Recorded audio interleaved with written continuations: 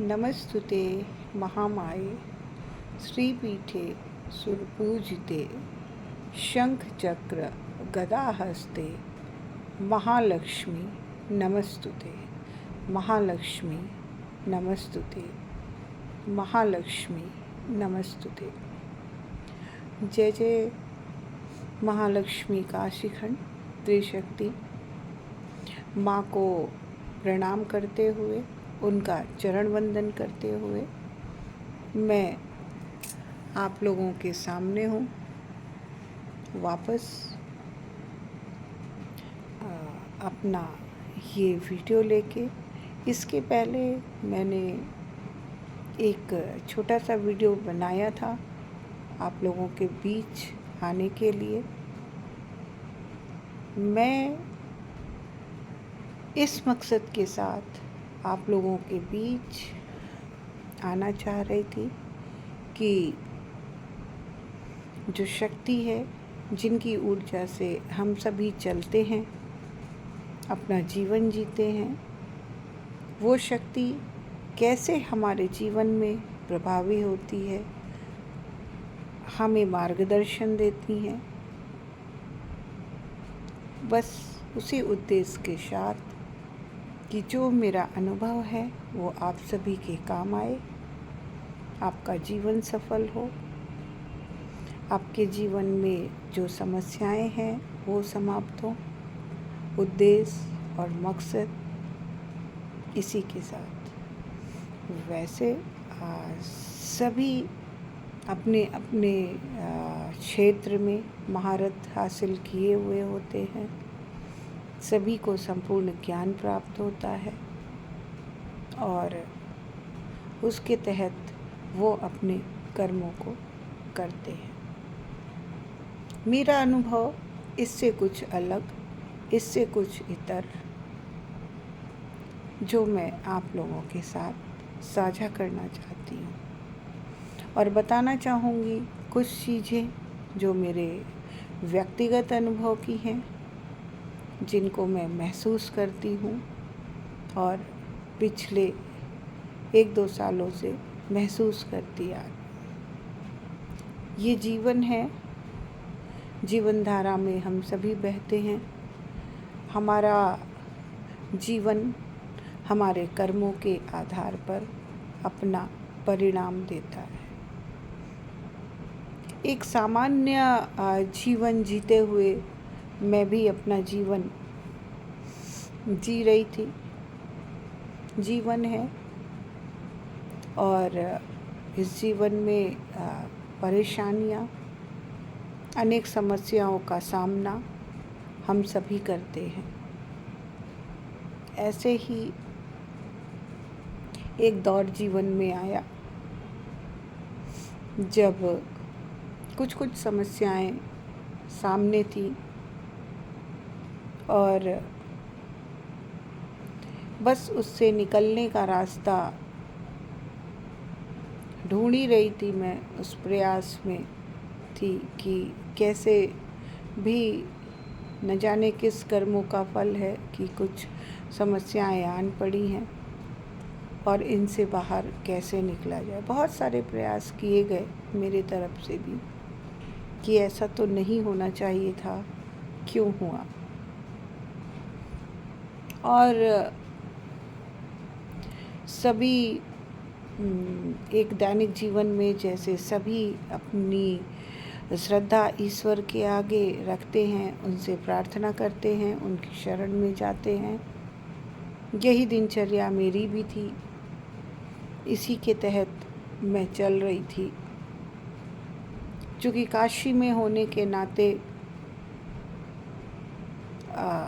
माँ का, मेरी आराध्या जो मेरी माँ हैं, मेरी गुरु भी वही हैं, उनका मंदिर जो श्री महालक्ष्मी मंदिर काशीखंड के नाम से जाना जाता है, मेरे निवास स्थान के नज़दीक होने के कारण वहाँ जाना आना लगा ही रहता था। जब इस दौर की शुरुआत हुई, कुछ एक चीज़ें जो लगा कि ऐसा नहीं होना चाहिए था, ऐसे कर्म तो मेरे द्वारा हुए ही नहीं हैं, तो फिर ये परिणाम क्यों। मैं अपनी माँ की शरण में गई। एक ऊर्जा सी महसूस होने लगी। जाने का दौर, मांगना कुछ नहीं था माँ से, माँ है, उनके बच्चे को क्या चाहिए अच्छे से पता होता है। लेकिन हमें ऐसा जहाँ तक लगता है कि जैसे हमारे बच्चे होते हैं या हम सभी अपने बचपन में जो देखे हैं, जो सुनते आए हैं, जैसा भी पालन पोषण हम लोग अपने बच्चों का करते हैं, उनसे कुछ गलतियाँ होती हैं जिनकी सज़ा भी उनको हम लोगों द्वारा दी जाती है कि पहले ये करना है, उसके बाद आपका जो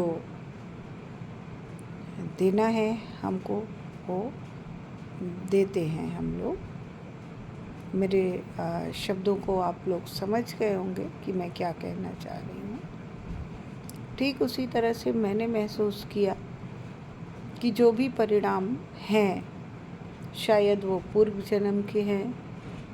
इसका ज्ञान तो हम लोगों को किसी को नहीं मिल पाता है। कभी ऐसा समय होता है कि हमारे द्वारा अपने पूरी सोच समझ के साथ, पूरे विवेक के साथ अच्छे कर्म करते हैं, पर कहीं न कहीं कुछ ऐसा हो जाता है कि अब महसूस होता है कि हमने तो किसी का कुछ भी नहीं बिगाड़ा, फिर ऐसा क्यों। तो जाहिर सी बात है कि हमारे कर्म जो होते हैं वो हमारा साथ होते हैं, और कभी कभी हमारे कर्मों का परिणाम जो हम कहते हैं कि कैरी फॉरवर्ड होता है, कि हमारे कर्म इस जो जन्म ईश्वर ने दिया है उसके फल शायद इस जन्म में नहीं पूरे हुए, वो हम लोगों ने कैरी फॉरवर्ड करके इस जन्म में पाया है। माँ का शरण और उनकी अनुभूति, सच पूछिए तो मेरे पास वो शब्द नहीं है कि मेरी माँ की मैं व्याख्या कर सकूं, या मेरे समझ से किसी के पास वो शब्द ही नहीं होते हैं जो उनकी दया को परिभाषित कर सके। ईश्वर है, शक्ति है, माँ है, उनका अनुभव होना ही अपने आप में एक एहसास है। ये अनुभव जिनको भी प्राप्त है वो ही इस चीज़ को अच्छी तरह से समझ सकते हैं। खैर, बात को आगे बढ़ाते हैं। मैं अपना अनुभव आप लोगों के साथ, तो मेरा जाना जारी रहा माँ की शरण में, और धीरे धीरे एक ऊर्जा की प्राप्ति होती रही। बस दिमाग में उन्हीं का चिंतन दिन भर, हमेशा मेरे द्वारा कोई भी कार्य किया जाए पर माँ मेरे साथ होती थी। एक समय ऐसा आया कि लगने लगा कि मैं तो अपनी कल्पना ही उनके बिना नहीं कर सकती, चूँकि गुरु के अभाव में तो कोई ऐसा ज्ञान नहीं था मेरे पास। मैंने माँ से प्रार्थना की कि माँ, मेरा तो कोई गुरु नहीं है, मैं अज्ञानी, मुझे किसी भी प्रकार का ज्ञान नहीं है, आप मेरी सहायता करें। और